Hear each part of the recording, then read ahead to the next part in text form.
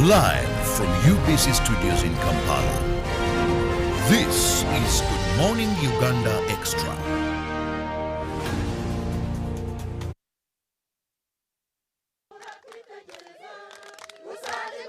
Ripple Effect is creating a wave of change across rural Africa. With your support, 2.5 million people have already gained new skills, realized potential in their land, and increased their resilience to climatic and economic shocks. Farmers working alongside Ripple Effect learn more, grow more, and sell more. They can feed their families nutritious food, and by having a surplus to sell, can invest in their farms, send their children to school, and build sustainable agri-businesses. A key focus for Ripple Effect is to work alongside the most marginalized: female farmers, people living with disability, those living with HIV/AIDS, and young people. For every family we work alongside, 3 more families benefit. Pamela Evanyat is our country director for Uganda. The groups produce an example. When you go to the communities where Ripple Effect has worked before, it is quite unique. Whatever that we teach to our communities, the approaches that we teach them, the good farming methods that we teach them are also taught to other community members. So the ripple continues. One life is being touched and many more lives are being touched in the communities. So they're kind of like indirect beneficiaries. They come together within the same location and they are like-minded. They choose a chair and a committee that helps them to run business within their groups. They have been able to market, and many of them have been able to address the quality issues of their produce, and they've been able to improve their livelihoods through the amount of money that they gain, the incomes that they gain from collective marketing. A stronger voice comes out when they market together and they bargain collectively, and they are able to fetch better market prices. Togetherness is victory. Togetherness is winning. Climate change is causing farming families to lose their crops, their food, and their income. But with training, they're gaining skills to become resilient in the face of increasing climatic threats. Already farmers have become 70% more food secure, and many have used their surplus to create agri-businesses. In working together, we have changed the lives of 2.5 million people. Together, we are mobilizing communities to have resilience and strength to bounce back from shocks and stresses. Together, we are empowering women to grow in skills and confidence to have greater equity and equality. Together, we are equipping farming families with the skills and knowledge to develop thriving agri-businesses to grow a future free from the effects of poverty.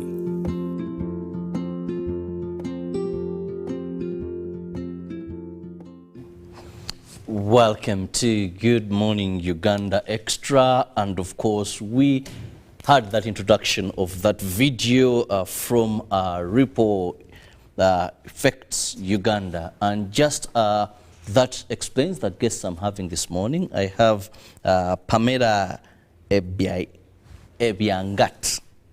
I hope this time I have her right, who happens to be Ripple Effects Uganda Director. Good morning, Pamela. Good morning, Kirabo. Good to meet you again today.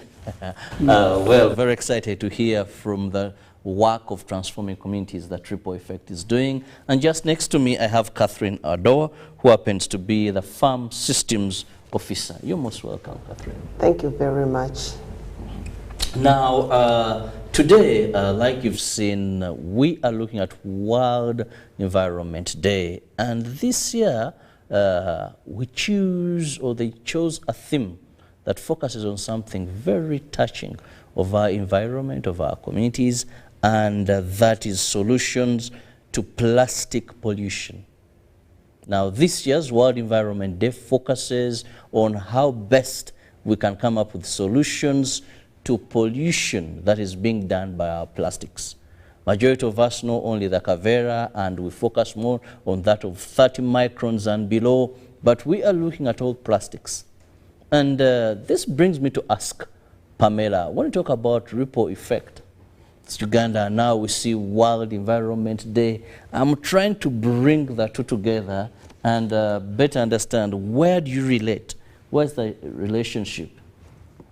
Yeah, thank you so much, Kirabo. And we are happy to speak with you again this morning after we had a conversation about our organization, Ripple Effect, formerly Sendakao.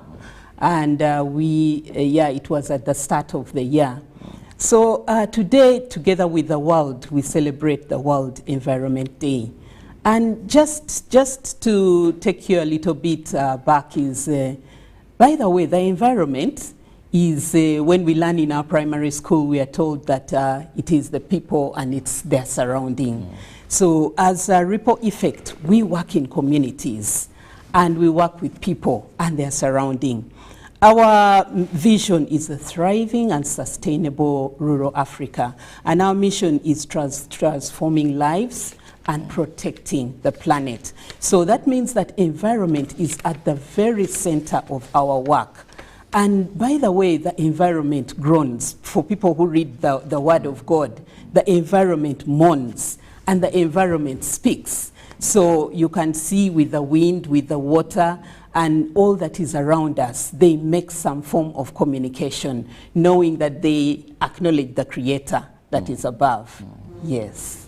So where do we see the linkage between this day and Ripple Effects Uganda? Yes, I know more Ripple Effects as guiding communities to transform their livelihood, taking them through various trainings, offering solutions. But especially for this day, I need more light onto that. Yeah, for the past 35 years, we've been working in the rural communities. And sometimes people may think, plastics are not in the communities. Yes. They don't take the sodas, they don't take the milk, the yogurt. But actually the plastics that are deposited anywhere end up in the water systems that get to our communities as well. And we are told that globally, about 3.8 of the gas emissions are produced by decomposition of, plastics. But also we are told, do the plastics really decompose? They do not decompose. So we can't ignore these plastics at all. And right now you find that even in our communities, the plastics are being used. For instance, for our potting material for the tree seedlings, we use plastics. Those are what we call kavera. And sometimes if you do not advise the farmers on how to dispose of those plastics, you'll find that they will get into our soils and they will damage the soils eventually. And so as an organization, we always ensure that aspects where we have plastics being used, for instance, like the potting material, we recycle that plastic. We encourage them to recycle it as much as possible. And we know very well that the plastics have damaged our soils a great deal. In our communities where we train our farmers, we have encouraged them that they should put aside the organic material and then the plastics. But many people have encouraged burning of plastics, which is very wrong, because that gas which is emitted, first of all, is dangerous for the human life, but it's also dangerous to the environment. So we ensure that the plastics that are collected can be recycled. We have seen a lot of maybe a climate crisis that is going on. And sometimes you think that it is just maybe the trees being cut down, but also how do we manage our environments? Plastics are things that we now need to think about, of how do we deal with the plastics. I actually, in my home, what I do is that I have to ensure that the organic materials are separated from the plastics. Originally, we used to burn because you would imagine that, when you burn, then it melts and then it disappears. But it's interesting that that mold remains. Yes. And if you cut through the soil, you will find actually the mold of plastic remaining. So just imagine all these years that we are going to, live. Time will come when our plants cannot be able to grow because there is that layer of plastic that is impeding the roots from growing.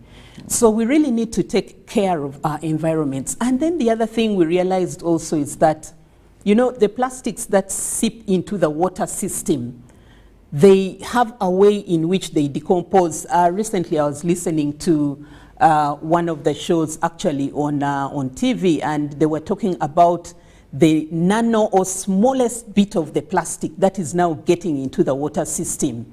And actually, once this plastic is ingested, eventually it is very dangerous to the human health. So we need to ensure that we curb maybe the usage of plastic. And one thing I believe is that charity begins at home. Management of the environment begins at home. So in our communities, we encourage them to begin managing at home. And you know, 1 + 1 makes a bundle. True. So if you don't first practice that at your home, then that means that it will be very difficult for the entire community. And actually issues to do with the environment. As an organization, yes, we can say that we've practiced it in our communities, but this is an aspect that is for the whole for the whole community. You cannot just drop it. It can't be just a few households, but it needs concerted effort. And now this, I bring in Catherine. Catherine happens to be the farm systems officer. So I believe she greatly spends more time with these people. But when we talk about plastics, have our rural farmer appreciated this as a problem to them? Do we find that much as the likes of Pamela, the likes of me, and many will be concerned, Kavera is a problem that is going to eat us, plastics are a problem, the people in the rural areas, have they appreciated this? Are they alert? Are they aware this is something we must fight? Yeah, thank you very much. I must say that on my day-to-day interaction with the farmers, you notice that as they do, especially their land opening, as they are doing their activities, there is one common item that you will always find in the soils, and those are plastics, that commonly known called buvera.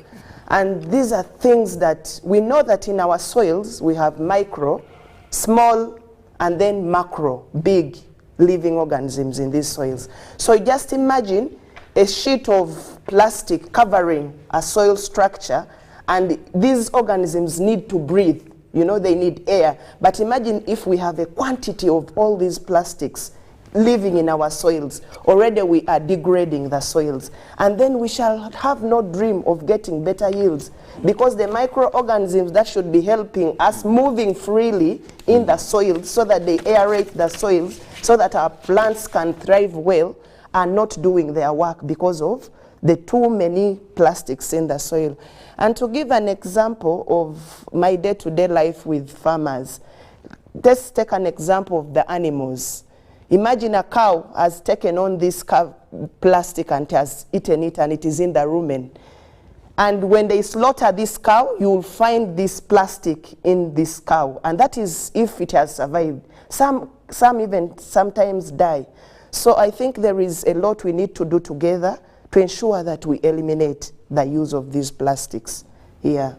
Well, allow me to go for a very short break. When I return, I still have my guests here, Pamela and Catherine from Ripple Effects Uganda, as we talk about World Environment Day, but specifically looking at plastics, which have made it to the theme of this year. How do we find a solution to the problem of plastics? We are going to be here. Even when we are gone, this planet will still have people on it.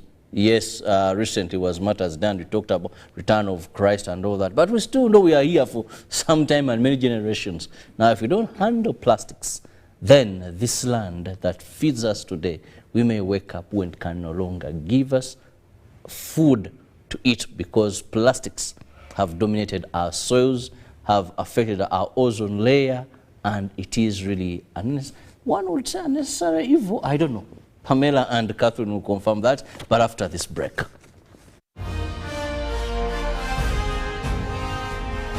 Live from UBC Studios in Kampala, this is Good Morning Uganda Extra. The Magical Egypt Tour 2023 is here. A heavenly miracle waiting across the natural and divine attractions of Egypt, such as Cairo, Giza Pyramids, Saqqara, Memphis, and many more that will offer the gift of a lifetime. The chance to unlock all of the hidden powers of mind and soul, gain the enlightenment of the past and the future, and develop the power of healing. Departure will be Friday 16th up to 23rd June 2023. Basic package starting at $1,200, 8 days and 7 nights. To register, come to Gotove Tours and Travel at Nalukwago Complex Suta, UG's Extender, George Street, Nakasero, or call +256 758 530 059 or +256 784 568 392 or WhatsApp +256 782 556 078. Only few slots are left. Powered by UBC Television.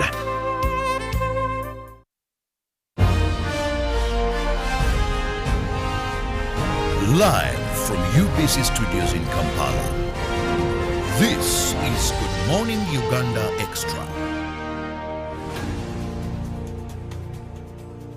Welcome back from that break. You're still watching Good Morning Uganda Extra. I'm Robert Kirabo Nyonyintono. With my guests in studios, I have Pamela and Catherine from Ripple Effect Uganda. Now, we are looking at World Environment Day, but with specific emphasis on the problem of plastics.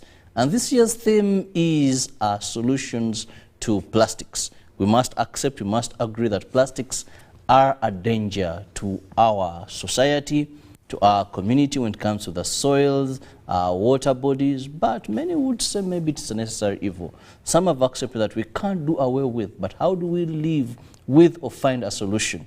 Now, this is where I want to bring in Pamela. When we look at this theme, how does this relate to your work in rural areas? Yes, the theme of plastics is a reality. And, you know, many years ago, what used to happen was we used to use paper mainly. If you went to the butchers, you would be given paper to wrap your meat. But now you're given plastics, you're given kavera, as they call it normally. But plastics are very key items. We use them for our work. But the issue is that we need to ensure that the plastics are used in a way that it is friendly to the environment. In our work, what we emphasize is using recycling the plastics that we use. And in some of the areas, we have trained our farmers. We have trained them to make bags. And those are the same bags that they can be able to go with to the markets to ensure that they can be able to reuse them. And so we are concerned because our mission talks about protecting the planet as we transform the lives. So we are concerned about how the planet is being protected. And we don't only see this by the way that we tell our farmers on how to handle the plastics, but we ensure that our work is sustainable. That's why we talk about sustainable agriculture. Because the longer that you promote something, how sure are you that it's going to stay long to sustain the work of our communities? So we are passionate about we are concerned about the use of plastics in our communities, and we have to ensure that our farmers manage these plastics well. Catherine will tell us about how the households are trained on how to ensure that the soils are well managed, the plastics that they dispose is well managed, and they can be able to recycle those plastics as well. Now, Catherine, as Ripple Effects Uganda, what are you doing to minimize or reduce the impact of these plastics? At least she has given us a bit of sustainability, but at household level, also it's important for us to know. Yeah, thank you very much. Ripple Effect, together with communities, first and foremost is promoting agroecological practices. We are promoting practices that do not cause harm to the environment, because we know it starts with protecting the environment. And we promote technologies that minimize the use of pesticides is one thing that we are doing, and in partnership with the ICP, Ripple Effect has been promoting a technology. It's a science-based technology called push-pull. We all know that it's a technology that helps smallholder farmers to minimize the use of pesticides. And these pesticides, first of all, they are expensive to our smallholder farmers. So for us, we minimize the use of such pesticides by promoting technologies like push-pull, which help to minimize striga. You know, there is a witchweed, we commonly call it a witchweed in our common language, that suppresses the growth of maize. And then also, this technology helps to control the fall armyworm and the stem borer.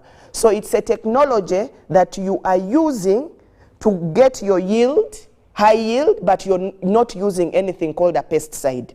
Wow. It's a technology that minimizes, actually, instead of you coming to spray, use herbicides, the desmodium that you plant into this garden of maize with the bracharia helps you to minimize the use of pesticide. So that's why they call it push and pull. It pulls and then it pushes away the pesticides.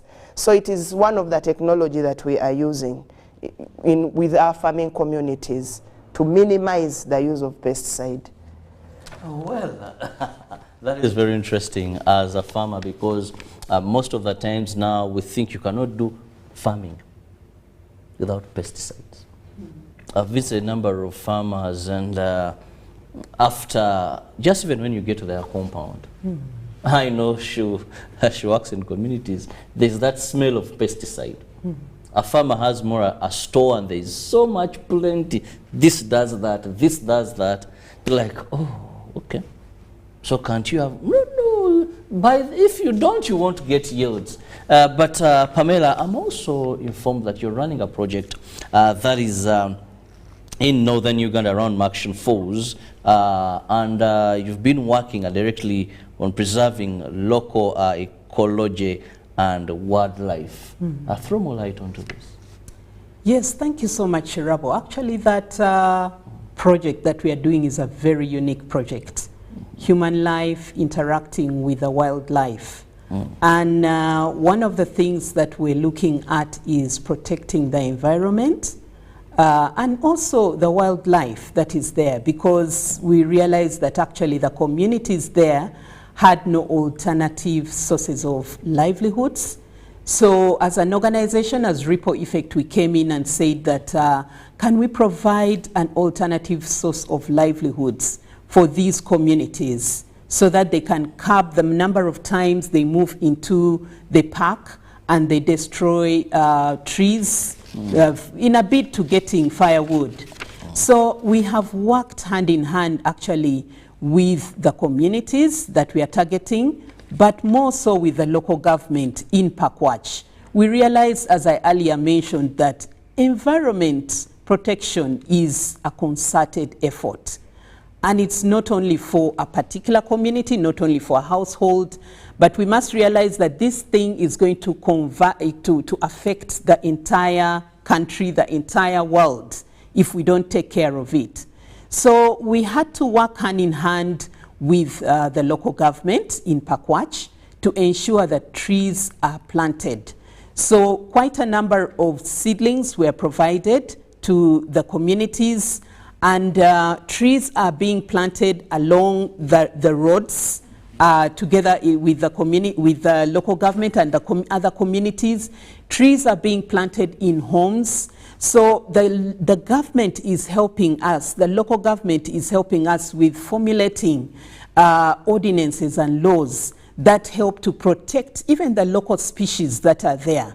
Because we realize that trees that have taken long growing, like the shea, they are very hard trees and they take many years to develop. But the farmers also love it, and they make firewood out of that, and it's good for for making firewood. So a lot of it has been cut. So some of those ordinances have helped that those trees are protected and no one should be found cutting down that tree. So together with the communities and the local government, our project in Pakwach has helped the communities understand. But also we realize that many of them have been going into the waters to ensure that they do farming near the water. You know, of course, it's a bit cold near the water and there is water that comes in. So they are supposed to observe the buffer zones. No one should be found operating or planting beyond the meters that are required by the government. So that is part of our work, that we are helping communities understand that they should thrive hand in hand with the wildlife, but also look at the alternative sources of livelihoods. So there's a lot of farming that we have actually promoted among those communities. They've realized that there's so much they can do, vegetables that they can grow, crops that they can grow, other than going into the waters most of the time to fish and maybe going to hunt. So that has really been very supportive for us, and we believe that the community in Pakwach is realizing that work that we are doing as Living with Wildlife projects. And I love the element of sustainability, because most of these projects, the biggest problem we find is after the likes of Ripple Effects Uganda wind up, then the communities have not been empowered to carry on with such projects. At the end of the day, after years down, you're there and you see totally nothing. And of course, with environment, we do not need any backsliding in any way. We need to go forward, we need to restore our environment, we need to improve our environment. This brings us to the soybean project, Catherine, where we see that you've still devised organic ways. And these are environmental friendly, but also economically, well, they get better yields. Let's also take a look at that. Yeah, thank you very much once again. Yeah, Ripple Effect, actually, like my colleague Pamela shared with you, we are really passionate about protecting the soil and the environment. And we promote those approaches that do not cause harm to our soils, because with a fertile soil, you'll get a healthy crop, and hence you'll get a high yield. So we've been promoting a project, Soybean Inclusive Market Project in Isinjiro, with both the refugees and the non-refugees. And we've been promoting the use of rhizobia. Why do we use rhizobia? Like we all know, all legumes have nodules. And this rhizobia is coming in to help the natural process, which we inoculate, like we dress it onto the soybean, and when it grows together with the soybean, it is not only helping to increase the yield, but it is increasing the fixation of nitrogen into the soil. And then there's I like calling, there's a smart source around that plant, because there is a lot of natural bacteria growing to fix nitrogen. Hence, the plant will grow naturally, and without you using the chemical fertilizers, you are using this rhizobia to help you get the yields that you want. Yeah, that is another approach that Ripple Effect really promotes. And for the refugees, like we all know, they are raising that income to buy these chemical fertilizers. They do not have that resource. But with this inoculant, we have seen their lives change. We have seen homes get bumper yields, and then we have seen both food and income securities in their home. Well, to a number of these projects, you're targeting specific regions per particular project. Why aren't you making them universal? Or why do we see this selective approach to regional? Pamela? Well, it depends a lot on sometimes the environment, and also what is favorable, what favorably grows in that particular area. We realize that with the NADS, actually, zoning has been done in the country, and you cannot have all crops grow anywhere. Crops grow according to the favorability of the climate and the environment of that particular area. So when you see us working with soybean in that particular area that Catherine mentioned in Isinjiro, soybean is a bit resilient, especially this variety that we have acquired through Makerere University, the 6N, the 3N Maxoy. it is resilient actually to the droughts that are there. So you realize that actually when we go to our communities, it was so amazing to find that this particular variety, it is still standing. And the farmers, whenever there is drought, they are the variety is quite resilient, and their harvests are good, even when they are interrupted with the droughts. So actually for us as an organization, we fall hand in hand with the recommendation of the government. If there are zonings that are happening, so we realize that we ensure that we promote also those particular crops in those zones that are there. Yeah. Very interesting there. Now, I haven't heard something about livestock. I'm very passionate. Yeah. Do you have any program aiming at that in terms of better farming skills, better opportunities to create a friendly environment, because it is what we have. If it's gone, we're gone too. Yes, Catherine, anything in that direction? Yeah, I must say Ripple Effect has been involved in livestock farming, training farmers on the best practices on how to manage these animals, and also knowing very well that the waste that comes from the animals, if not handled well, can also end up being a hazardous product to the environment. So we are actually championing in helping them utilize this cow dung by helping them to do composting, plant teas, liquid manure, all from these animal byproducts, to ensure that what is coming out is not again polluting, but it is helping to improve the soils. So that we have not left animal, we are still with livestock, and for the homes and families we've worked with, when you go, you will always find animals there. Yes. But they have been skilled, they've been equipped to manage these animals so that the byproducts do not cause harm to the environment. Actually, maybe to add Yes. something is that Catherine earlier mentioned about the push-pull project. And yeah, with the support of ISIPE, yeah, thanks to ISIPE for that technology that we are promoting. The dung that comes from the animals, the slurry, goes back to the fields. And you know very well that actually the ammonia that comes from dung usually is one of the causes of destroying of the ozone layer. But we try to ensure that the ecosystem functions by recycling whatever that comes out of our animals. We get the dung, it goes to the fields, and in the fields we have the napier together with the desmodium in our push-pull project. When it protects our maize grow, and then the desmodium and the grasses are used to feed the animal. So the dung comes out. So it's kind of like a cycle. We want that to make sure that it helps the environment to contain itself. So our ecosystem management is very key when we work in our communities. Yeah. Well, time is not so much on our side. I have to let you go. But before I let you go, let me just begin with Catherine. Your parting shot regarding plastics, because this has been the theme. It is our theme this year as we celebrate World Environment Day, and of course it is a potential threat along our way as we cultivate, as we use our waters, and at some level we seem to be complacent. Or some say, well, what do we do? It's a necessary evil. There's nothing much we can do about it.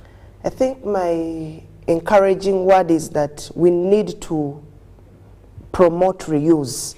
Where we are having items, for example, the potting bags to my farmers, we can reuse it instead of burning it or tearing it away. So I think mine is, let's promote reuse other than banning and encouraging buying, purchasing. Each time you need to purchase a potting bag, you need to yes, you can use, yet you can use that potting bag for quite a number of times. Yeah, so let's promote reuse, and let's avoid mixing the degraded and the non-degraded components so that we keep our environment safe.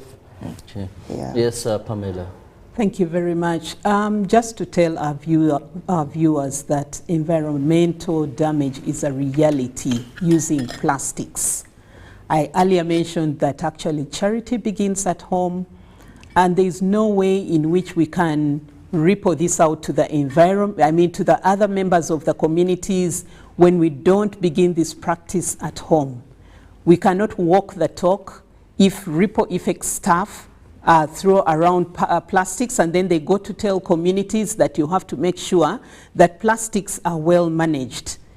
It all starts with us. Let's protect the environment by beginning at home.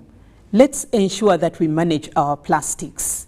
One of our programs actually in Ethiopia is currently promoting growing so much of trees, because trees are the carbon sinks to just remove a lot of carbon that is being let into the environment. But let's be responsible for our environment, because it is what protects us. The air that we breathe comes from the environment, so we can't afford to damage the environment. So it's an encouragement that charity begins at home. Manage the plastics. Don't throw plastics out of your car, but make sure that you know where to place it. Thank you so much. Well, thank you so much, Pamela Ebiangat, who happens to be the country director, Ripple Effects Uganda, and Catherine Ador, who is the farm systems officer at Ripple Effects Uganda. Thank you so much for your time. And of course, we hope and pray that actually Ugandans will be very keen when it comes to plastics. Alternatives to plastic, let's all embrace those, but also reusing these plastics. Sometimes you go shopping and I believe certain things could be put in the same polythene bag. But then you find someone moving out of a supermarket with 10 polythene bags. Now this is a drink, we don't mix with this, we don't, at least even have something. You can have a bag that you regularly use for shopping than going every time and you come back with more. But we also hope that government will stick and enforce recycling, that every company that deals in plastic should also have a recycling plant as well, so that we reuse them and avoid what we are seeing today, where even get temporary stagnation because of plastics, where our stores are no longer able to give us what they used to because of plastics. See you tomorrow, the good Lord willing, for God and my country. Good morning.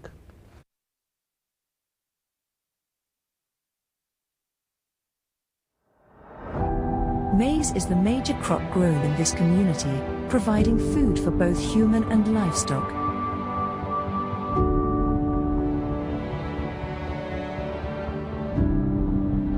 The grain also serves as a major source of income.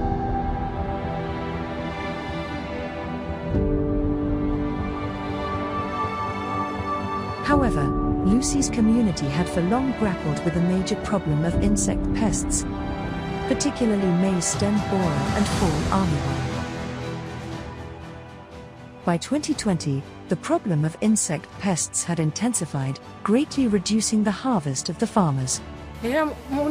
Despite maize growing being our major source of food for both human and animals, and also a source of income, there was a point we felt frustrated because of the maize stem borer and fall armyworm. The pest destroyed our maize, yet it is from maize that we get medication money for our children, school fees, and everything else. Food shortages became more imminent than ever before. Both humans and their livestock were no longer assured of the next meal, and households were left with no source of income. At that time, we grew maize hoping to save money because we knew the maize would provide the food we needed, but this could not happen. We found ourselves spending all our small savings buying food from the shops. The prices of food were so high, and sometimes we could not afford, and we slept on empty stomachs. We even tried to buy pesticides to spray our maize, but the worms were not dying. We kept asking ourselves what we could do next.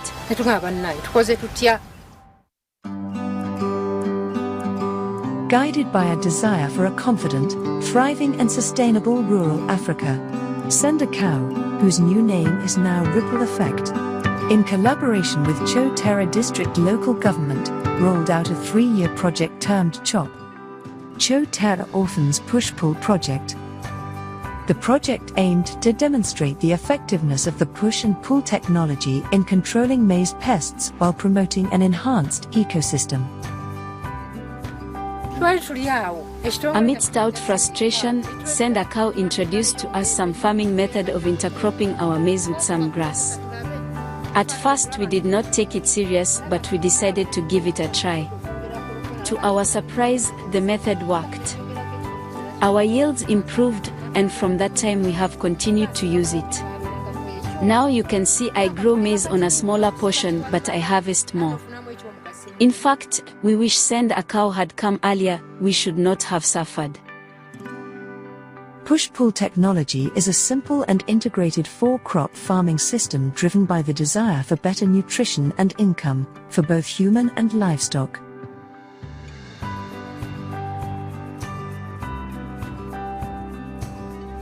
The 4 crops include maize, desmodium, napier and brachiaria, all working hand in hand. The main goal is to expel the egg-laying moth from the maize using the repellent smell from desmodium. Napier grass smells like maize, thus attracts the egg moth.